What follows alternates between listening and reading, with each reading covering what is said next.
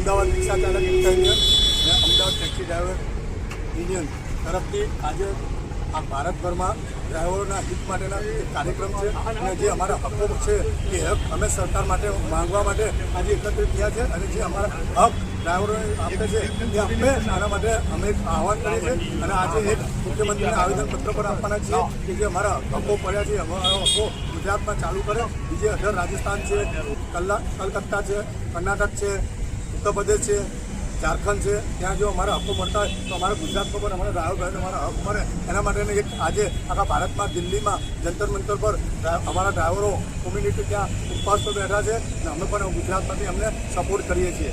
Driver એકતા જિંદાબાદ, ભારત એકતા જિંદાબાદ, ભારત માતા કી જય.